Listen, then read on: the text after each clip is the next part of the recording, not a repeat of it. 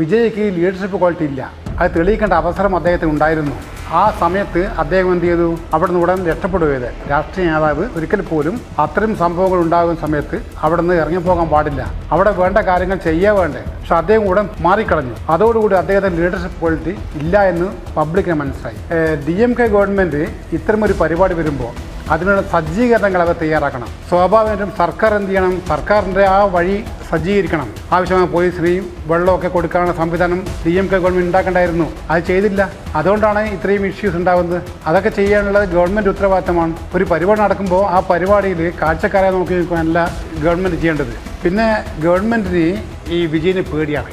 ആളുകൾ കേസെടുക്കണം. കേസെടുത്തോടെ തന്നെ ആൾ അറസ്റ്റ് ചെയ്യേണ്ടായിരുന്നു. അത് ചെയ്തില്ല. ഹൈദരാബാദിൽ ഒരു സിനിമാ തിയേറ്ററിൽ മാത്രം തിരക്കുകൊണ്ട് ഒരു സ്ത്രീ മരിച്ചു. അല്ലു അർജുൻ എന്ന കേസെടുത്തു അറസ്റ്റ് ചെയ്ത് ജയിലടച്ചു. ഒരു പങ്കുമില്ല അയാൾക്ക്. അല്ലു അർജുന് ആടെ സിനിമയുടെ നായകനാണ് മാത്രമേ ഉള്ളൂ. എന്നിട്ട് പോലും അദ്ദേഹത്തിനെതിരെ കേസെടുത്ത് തെലങ്കാന ഗവൺമെൻറ് ചെയ്തിട്ടുണ്ട്. അത്തരം ഒരു പരിപാടി കൂടി ഇവിടെ ചെയ്യണമായിരുന്നു. അപ്പം തന്നെ അറസ്റ്റ് ചെയ്യുകയൊക്കെ ചെയ്യണമായിരുന്നു. പക്ഷേ വിജയിൻ്റെ രാഷ്ട്രീയ സ്വാധീനം സ്വാഭാവികമായിട്ടും അവർ ഭയപ്പെടുന്നുണ്ടാകാം. വിജയ് ഇനി എന്താ ചെയ്യേണ്ടതെന്ന് വെച്ചാൽ തീർച്ചയായും ഒരു പുതിയൊരു രാഷ്ട്രീയ സ്ട്രക്ചർ ഉണ്ടാക്കണം. ഇപ്പോൾ സെക്കൻഡ് ലീഡർഷിപ്പ്, തേർഡ് ലീഡർഷിപ്പ് ഒക്കെ ഉണ്ടാക്കി കൊണ്ടുവന്ന് അവരെ വളർത്തിയെടുക്കണം. വിജയ്ക്ക് ആളുകളുണ്ട്. പക്ഷെ അതൊക്കെ സിനിമാ ഭ്രാന്തന്മാരായിരിക്കും, ചിലപ്പോൾ രാഷ്ട്രീയക്കാരായിരിക്കാം.